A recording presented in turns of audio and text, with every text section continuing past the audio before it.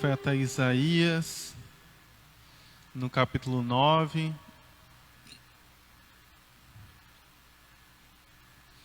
Acompanhe, por favor, a leitura do versículo 1 ao versículo 7.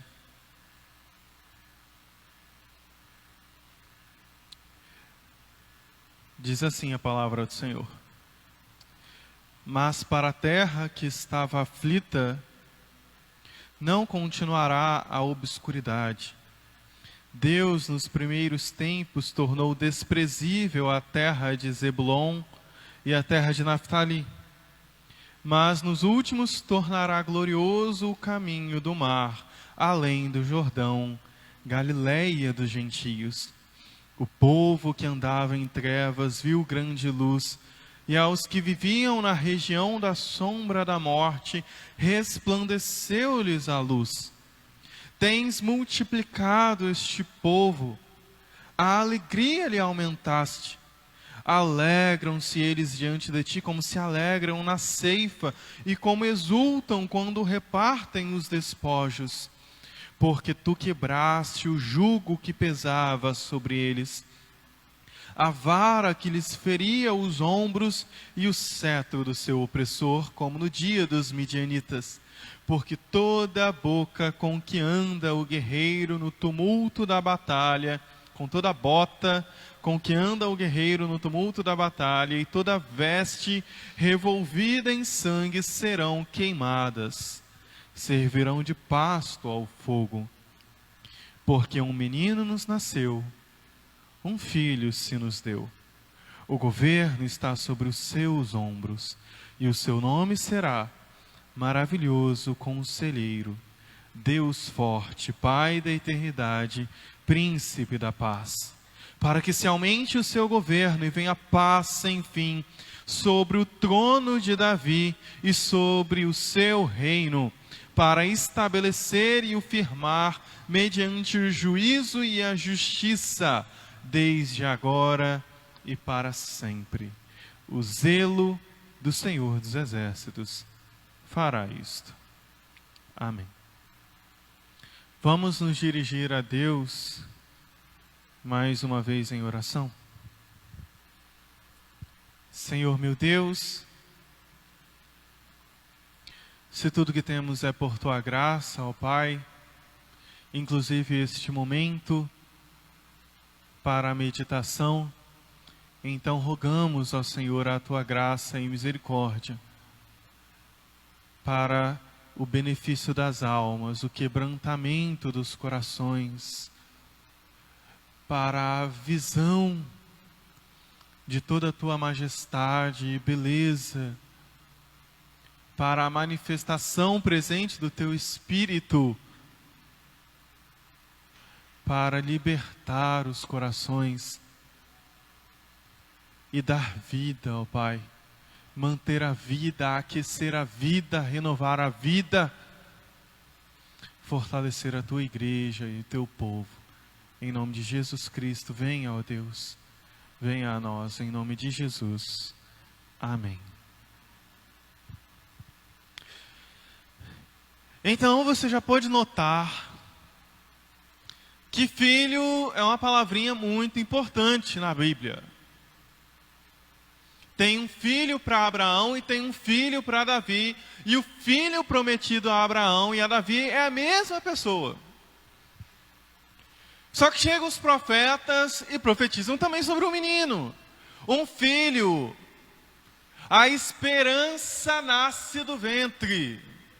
É a semente, é o fruto do ser humano. E então, a esperança natalina do povo de Israel, isso naquele período, uma vez que já se cumpriu, ainda assim mantém-se a mesma que a nossa, para a renovação e para o fortalecimento. Por favor, quem nos livrará da aflição de nossas almas, de nossas dores, de nossas lutas, de nosso fardo? Quem virá brilhar na escuridão de nossas vidas e aquecerá um luzeiro, acenderá uma vela no meio da igreja. Veja que o texto tem um contexto que já vem anunciando a vinda de um menino, a vinda de um filho. Começa no capítulo 7. No capítulo 7, Acás, rei de Judá, percebe que a Síria, o país Síria e Israel, o reino do norte, resolveram vir contra ele. Então Isaías disse para o profeta no capítulo 7, não se preocupe, eles vão perder, não vão trazer nenhum mal, mas peça um sinal do Senhor, venha a Deus. E ele disse não. E segundo a Reis explica por que ele disse não. Acás foi até a Assíria.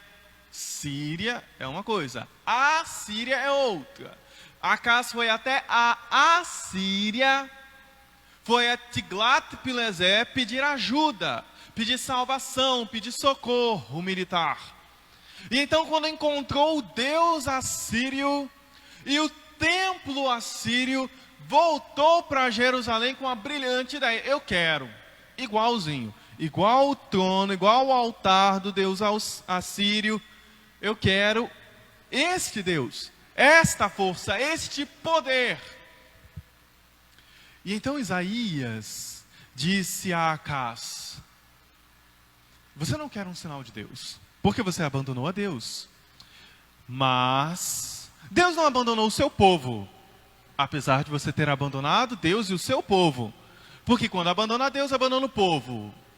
Então, apesar disso, Deus não abandonou o seu povo. Então, eis que uma virgem conceberá e dará à luz a um filho, e o seu nome será chamado Emanuel.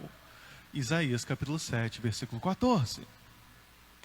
Mas Jerusalém iria sofrer por causa de Acás. Então o restante do capítulo 7 e o capítulo 8 é para dizer que Judá enfrentaria problemas militares com aquele que ela foi pedir socorro.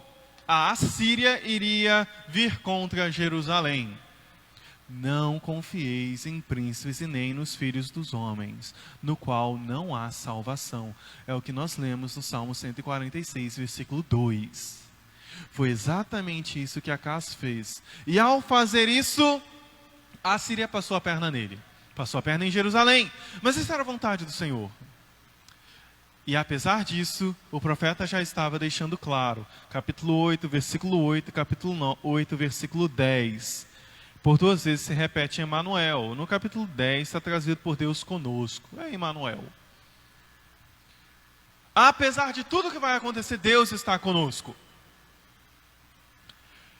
Só que Deus também quer salvar outra pessoa, ou outro povo, que é o mesmo povo, só que foi dividido no meio. E, em especial, aqueles que ficam lá na ponta, na divisa, no norte, terra de Zebulon e de Naphtali, Galileia. Quando Acás pediu a ajuda da Assíria, a Assíria desceu para ajudar. E quando a Assíria desceu para ajudar, o primeiro povo que a Assíria pegou as primeiras tribos que a Assíria pegou, são as tribos que estão no extremo norte, quase na fronteira, Zebulon e Naphtali. Os primeiros a sofrerem e os que mais sofreram. Então diz o texto, versículo 1, mas a terra que estava aflita, por isso ela estava aflita, por causa da idolatria de Acás, não continuará a obscuridade. Deus, nos primeiros tempos, tornou desprezível a terra de Zebulon e de Naphtali. Ela estava aflita ou Deus a tornou desprezível? As duas coisas ao mesmo tempo. Porque estando Zebulon e Naphtali, ou fazendo Zebulon e Naphtali parte daquilo que ficou conhecido como Israel, o reino do norte, ambos morreram, ou melhor, foram punidos na queda de Samaria, que foi proporcionada pelo reino da Assíria. Então, as duas coisas estão andando juntas, a responsabilidade humana e a soberania de Deus. Mas, de uma forma especial, separada, este povo no extremo norte recebe a esperança, não o reino do norte. Terra de Zebulon e terra de Naftali, Galileia, não o reino do norte. Ali, só ali, a Galileia é esta profecia, ou é para quem é dirigida esta profecia. E para eles é dada uma esperança real. Estamos oprimidos, estamos aflitos, estamos cansados. Não sabemos o que vai acontecer conosco amanhã. Precisamos de esperança. E então o profeta anuncia que a esperança para a Galileia é o Messias. Versículos 2 ao 7 está a profecia. E a profecia anuncia um menino. O mesmo sinal dado para Jerusalém, a virgem conceberá e dará à luz a um filho. Aí vira para os galileus lá no norte e diz: vocês também têm que esperar um menino. Todo mundo tem que esperar um menino em Israel. Todo mundo tem que esperar um filho. A todo momento a profecia se renova, se acrescenta, se firma na aliança e se repete: esperem um menino, esperem um filho, tem alguém que vai nascer. E assim, a esperança aos aflitos na escuridão é a luz do reino do Messias divino humano. Esta é a esperança para eles. A esperança de quem vive na escuridão, que vem à luz do céu, no Messias divino humano. O texto segue um padrão de crescimento ou de afunilamento, deixando as coisas mais centrais e específicas. Começa com a bênção no versículo 2 e 3. Então afunila um pouquinho para mostrar como se chegou a essa vida abençoada, que é a vitória, a libertação, versículos 4 e 5, e depois versículos 6 e 7 afunila de vez, é o clímax da profecia, para dizer: isso tudo se recebeu por causa disso. Não existe vida abençoada sem que antes tenha tido uma vitória, uma libertação. Mas também não existe uma libertação sem um rei para trazer a libertação. Então o texto vai crescendo, crescendo, crescendo, para chegar no clímax da esperança. Um menino nos nasceu, um filho se nos deu. Então, o reinado do filho contempla primeiro a vida abençoada no reino. Versículo 2 e 3. O povo que andava em trevas viu grande luz, e aos que viviam na região da sombra da morte, resplandeceu-lhes a luz. Deus tem um povo que vive na escuridão, que está em aflição, que está em dor, e que clama por socorro. Isso é exatamente o mesmo padrão do Egito. Em Êxodo capítulo 3, Deus disse a Moisés: vi a aflição do meu povo, que vive oprimido pelo Egito, que vive como um escravo, sendo maltratado, sendo morto, dilacerado, massacrado, sem esperança nenhuma. O que a gente vai comer amanhã? Eu não sei. E onde a gente vai dormir hoje? Eu também não sei. E se a gente receber alguma coisa a semana que vem, vai ter dinheiro para nós? Eu não sei, eles estão pegando tudo.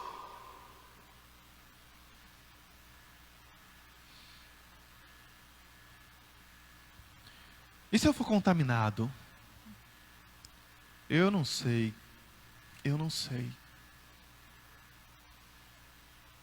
É muita aflição. Mas eles viram uma luz. E não apenas viram uma luz do tipo, caiu um cometa lá, viu que clarão? Não, diz o texto, resplandeceu a luz sobre eles. Eles sentiram a luz como o calor do sol, quase como se pudesse tocar. Brilhou sobre eles a luz, resplandeceu sobre eles, iluminando e lançando fora toda a escuridão. toda a opressão, toda a morte, brilhou como a própria face de Deus. E então, diz o texto, tens multiplicado este povo, a alegria lhe aumentaste, alegraram-se eles diante de ti, como se alegram na ceifa, e como exultam quando repartem os despojos. A vida abençoada no reino de Deus. Tens multiplicado este povo. Não quer dizer que, literalmente não quer dizer o povo começou a ter muito de filho. Quer dizer que aquilo que significa ser povo foi multiplicado. A vida como povo, vida digna, passaram a ter uma vida digna. Isto foi multiplicado, a terra voltou a dar. O trabalho voltou a render o fruto necessário, ou fruto esperado, porque algo aconteceu, agora as coisas estavam rendendo, as casas voltaram a ser reconstruídas, a vida estava voltando, e o que diz o texto? Alegraram-se no Senhor. Alegraram-se no Senhor, como quando chega o momento da colheita. Porque o reino messiânico é marcado pela alegria de seus súditos. Bem-aventurado, bem-aventurado, bem-aventurado, bem-aventurado, bem-aventurado. Felizes, exultam, é uma alegria da qual não se pode comparar, isso lhes toma por dentro, porque é o reino de alegria. A vida abençoada é uma vida de alegria no Senhor. Ela não é pautada na alegria e nos prazeres, a princípio bons. Ela não depende deles. A riqueza no reino, ou a vida abençoada no reino, não é enriquecedora por causa do lucro. Ela não é bela por causa da condição física, ela não é formosa por causa das roupas, ela não é farta por causa dos alimentos. A vida abençoada no reino, ela é enriquecedora, bela, formosa e farta, porque ela descansa no Senhor, ela se alegra no Senhor, o seu sorriso é grande por causa do Senhor. Há júbilo, há regozijo, da qual não se encontra em outros lugares. Ou é um tipo de júbilo e alegria que não se tem em outros lugares, é duradouro, é real. Então, esta vida não é pautada pela vida pautada fora do reino, ou pelo reino do mundo, a cidade dos homens. A cidade dos homens tem a cartilha para definir o que é felicidade, o que é alegria, o que é vida. Mas a vida abençoada no reino, ela nasce da luz. O que tem de tão especial numa luz?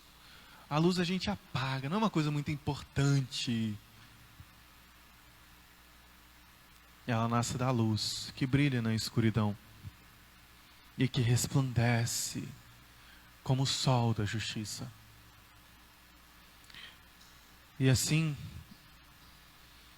ela vem para brilhar na escuridão, onde há opressão, onde há miséria. O reino é dado aos falidos, espiritualmente, aos fracos, aos destituídos de mérito. Felizes são os que choram,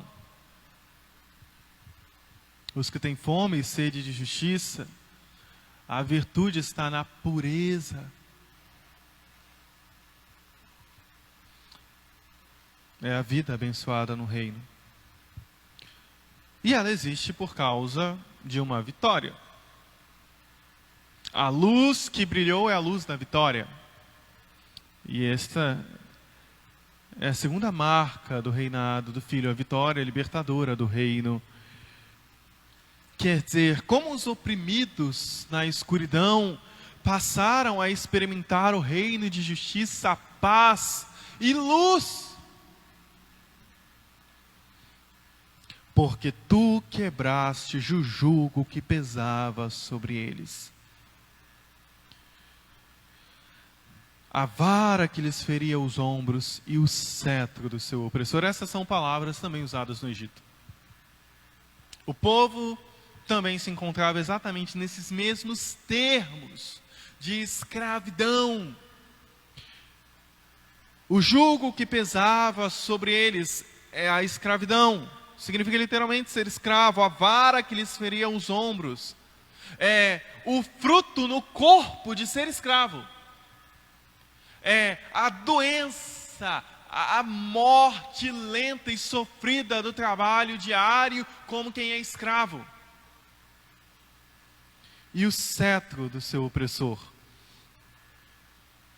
é o supervisor que fica dando a chibatada para continuar forçando o trabalho escravo, exatamente como acontecia no Egito. Esse texto foi terrível para Acaz, porque ele sabe, ou pelo menos deveria ter consciência, de que parte era sua culpa.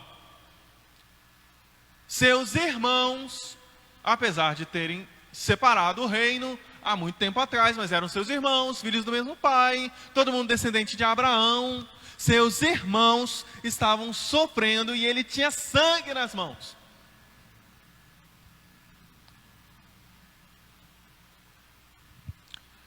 Mas a esperança raiou para aqueles que foram esquecidos. E assim, a presença do reino entre nós e sua instauração sempre acaba implicando na libertação dos oprimidos e na luta contra os opressores.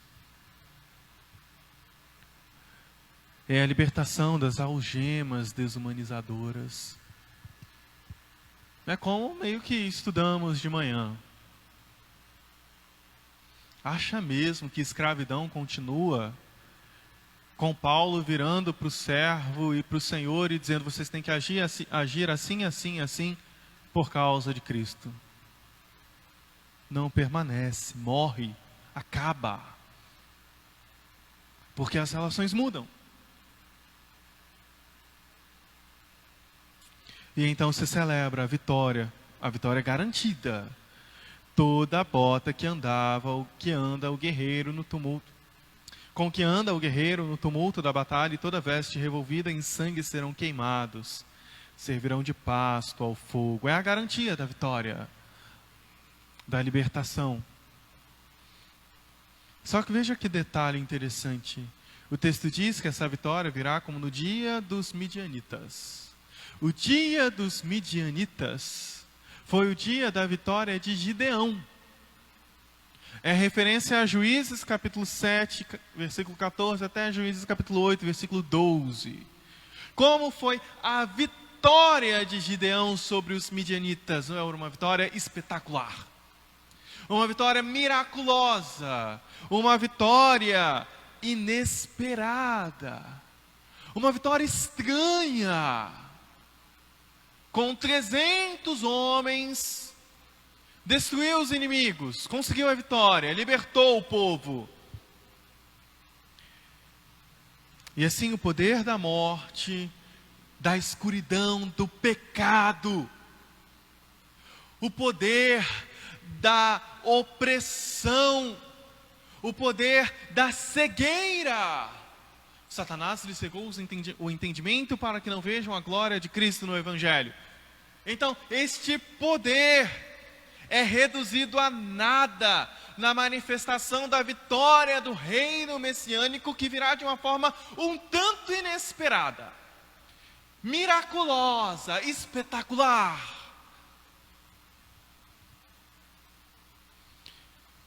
E quando vier, apregoará o ano aceitável do Senhor. Trará, ou como dizem os profetas, abrirá os olhos aos cegos, tirará da prisão o cativo e do cárcere os que jazem em trevas. Eu li Isaías 42, versículo 7. A vitória libertadora do reino encontra os corações pobres, que se veem totalmente dependentes, totalmente dependentes da maravilha, de algo miraculoso, de algo inesperado. Já se sabe, se a gente receberá algum tipo de vitória e libertação de nossas dores, isso virá de um modo muito fora do normal.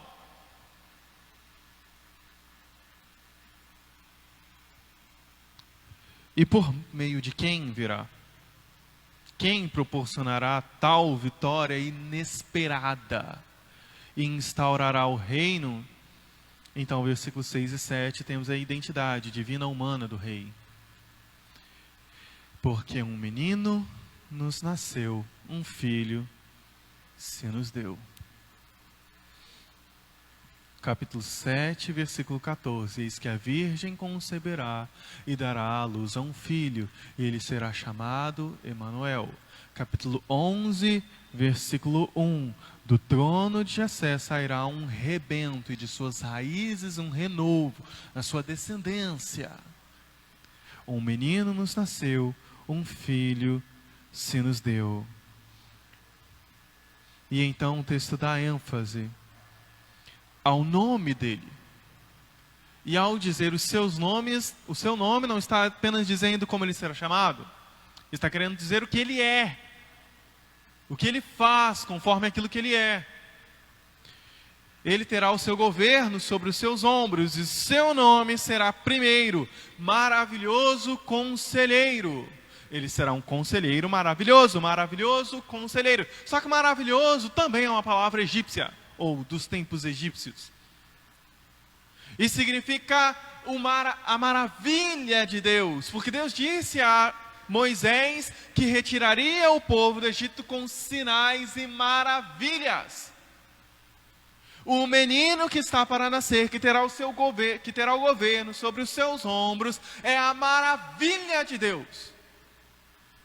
E como maravilha de Deus, ou esta maravilha de Deus, será manifestada em sua sabedoria.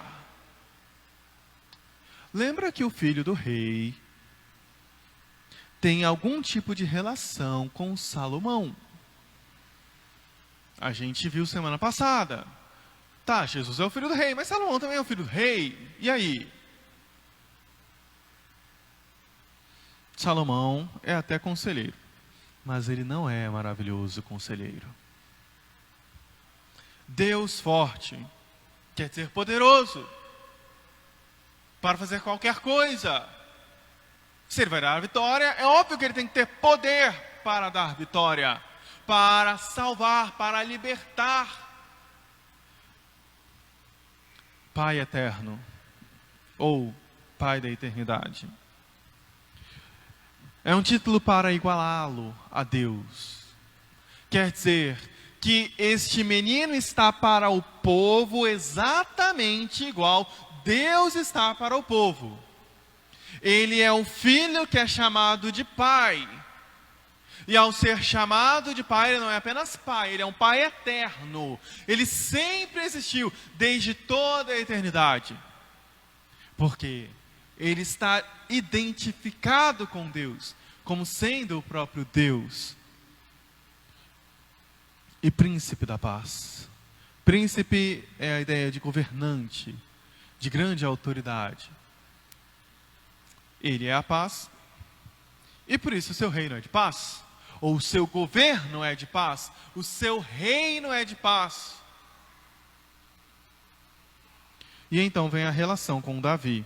A identidade do menino está ligada a Davi, está ligada à descendência de Davi, para que se aumente o seu governo e venha paz sem fim sobre o trono de Davi e sobre o seu reino. O trono de Davi é aonde se manifestaria de forma inicial o reino de Deus. O reino eterno e glorioso do Filho entra na descendência de Davi. Então a descendência de Davi tem que manifestar na terra algo além do que ser próprio rei, um bom rei. Não basta ser um bom rei na descendência de Davi. Tem que ter virtude de graça, vislumbre de graça. O que Acaz não tem. Acaz é um problema para Judá e para a dinastia de Davi. Mas, como não depende de Acaz, depende de Deus, Acaz não anula a promessa de Deus, apesar de ser ímpio. E então o menino que está para nascer assumirá o trono de Davi e manifestará o reino de Deus na terra. O profeta deixa claro, então, que o Messias seria um rei divino humano. E sendo ele o clímax da profecia, está claro que o mais importante no texto é ele. Ele é a luz que brilha sobre a escuridão que se encontram os galileus. Ele dá a vitória e ele é o rei. Ele é o governante, ele é o poderoso. E ele dá a vitória que é inesperada, que é espetacular, que é milagrosa na cruz. Como vence? Vence na morte. É inesperado, é miraculoso, é espetacular. Destrona os inimigos, triunfando sobre eles na cruz. O seu rei vence morrendo. O rei da igreja, o rei de qualquer um que assuma Cristo como Senhor e Salvador, venceu morrendo. Ele não venceu com voto popular. Ele não venceu com espada na mão. Ele não tomou como espada na mão, como dando um golpe, ou qualquer coisa parecida. Ele vence morrendo. E quando apareceu o rei? Mateus capítulo 4, versículo 15 e 16, cita Isaías capítulo 9, versículo 2. Quando Jesus vai para a Galileia, Mateus deixa registrado: isso aconteceu para se cumprir o que disse o profeta. O povo que andava em trevas viu grande luz, e os que viviam na região da sombra da morte resplandeceu-lhes a luz. Na verdade, o versículo 1 também é citado. Os dois. E o que Jesus foi fazer na Galileia? Ele disse: arrependei-vos, porque está próximo o reino dos céus. Assim se instaura o reino, assim se manifesta o reino, assim se obtém a vitória do reino, a glória do reino. O rei chegou e o que ele vai fazer? Pregar o evangelho. Então ele vai vencer pregando, vai vencer pregando. Porque antes de tudo, é os corações que estão escravizados. Antes de tudo existe opressão, existe miséria, existe aflição, porque os corações estão enjaulados na morte, na sombra da morte, na escuridão. E a menos que sejam ali dentro dos corações, ou o coração arrancado para fora dessa jaula, a menos que as algemas do pecado sejam quebradas, nunca existirá verdadeira alegria. A aflição não passará. Na verdade, ela durará a eternidade.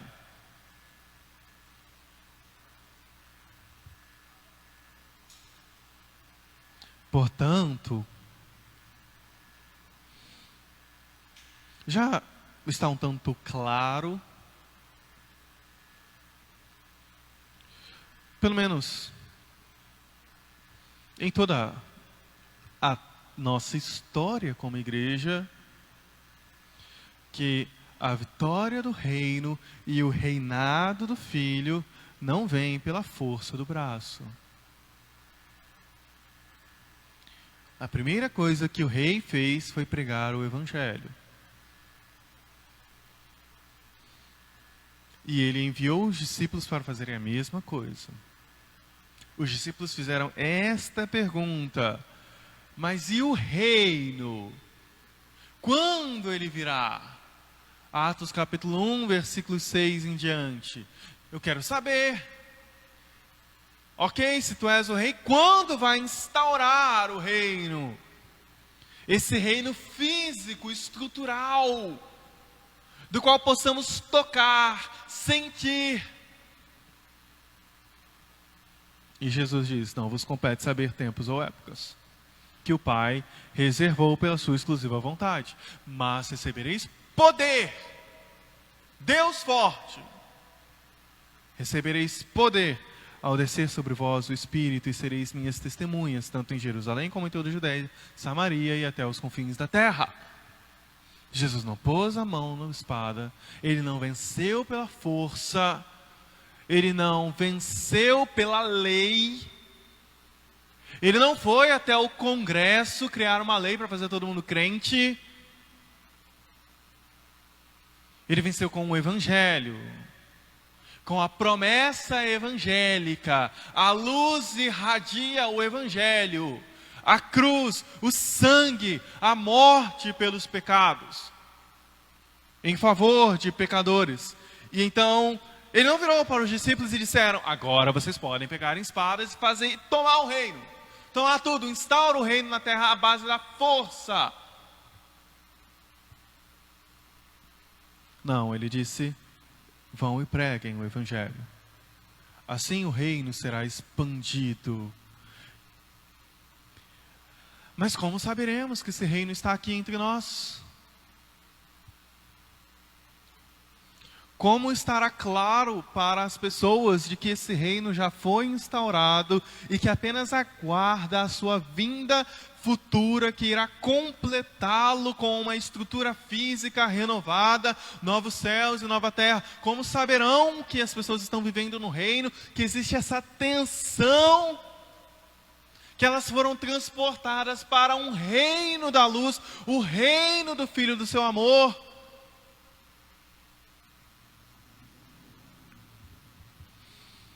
Saberão quando vocês manifestarem o reino. A vida abençoada no reino sempre manifestará o reino no fruto do Espírito, ou no fruto do próprio reino, de se viver no reino. Você vive no reino, ganha a cultura do reino, a forma de se pensar dentro desse reino, a forma de se comportar dentro desse reino, a forma de conversar que as pessoas conversam dentro desse reino, a forma de se relacionar, de trabalhar, de viver, de pensar. Tudo agora conforme o reino. Você tem que se enquadrar. É o fruto do Espírito. O povo saberá, o mundo saberá, quando o reino estiver presente. Porque vocês não estão livres para manifestar o reino? É claro que estão. Ou pelo menos estamos. Ou dizemos que estamos. Então vivam a vida abençoada do reino. Se a luz resplandeceu, se o Evangelho foi recebido, então onde está a alegria no Senhor? Onde está o júbilo no Senhor? Você já brilhou no meio da escuridão? Ou se a luz já brilhou no meio da escuridão? Se somos como estes galileus que andavam nas trevas, mas a luz irradiou e resplandeceu, aqueceu os corações, onde está a alegria? Onde está o regozijo? Onde está o desejo, o amor, o ardor, o fervor? Onde está o apego?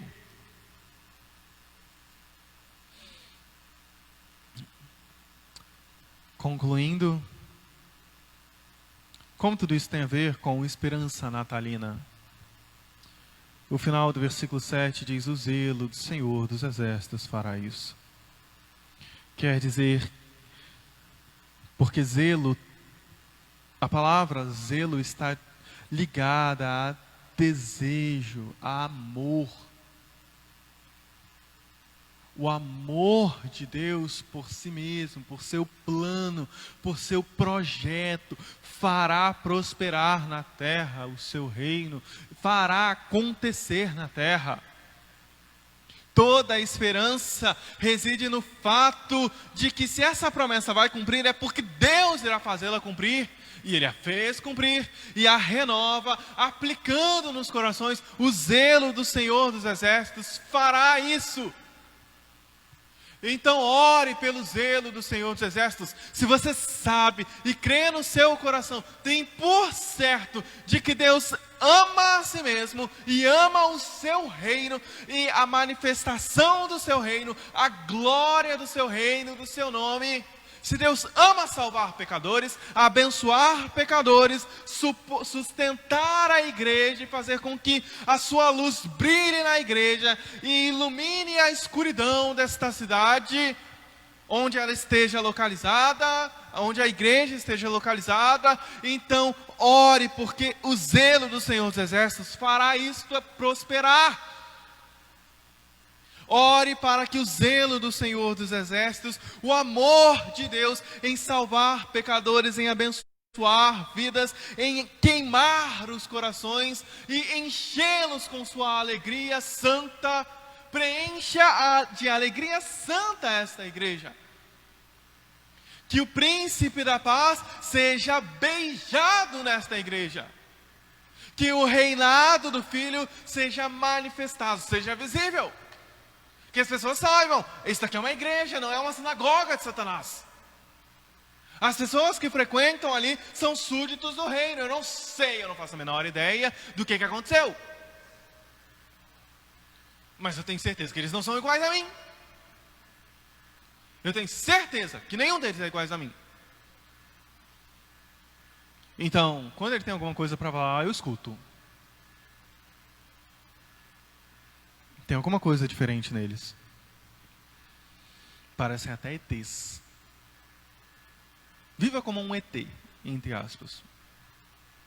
Porque o seu reino não é desta terra. E o seu rei não é deste mundo.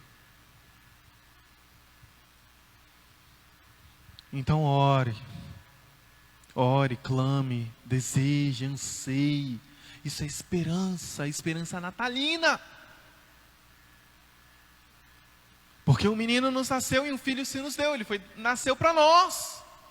Ele nos deu um filho, porque um filho nos nasceu. Ele nasceu para nós. E um menino nos nasceu e um filho se nos deu. Ele se deu para nós, foi dado para nós. Para as nossas almas, para o nosso benefício. Então, de uma forma ou de outra, de algum modo, ele precisa ser sempre dado e redado, dado novamente a nós. Sempre. E a esperança permanece no fato de que Deus faz acontecer. Sua misericórdia se renova. Ele faz acontecer. O zelo do Senhor dos Exércitos fará isso. Então queira isto. Deseje isto. Não há outra coisa para desejar. A não ser a Deus, não ser Deus dando o seu próprio Filho a nós. Quanto mais próximo do Natal chegamos, então é melhor que mais certo estejamos de que não é apenas um feriado. E pelo menos para nós, neste momento, não pode ser apenas um feriado. E não pode ser só a alegria familiar e a troca de presentes. Esse menino precisa ser dado a nós. Esse filho precisa nascer entre nós e renascer entre nós. E a sua luz precisa brilhar e brilhar e brilhar e queimar em nós. O seu reino precisa estar aqui. Convido-os a ficarem de pé.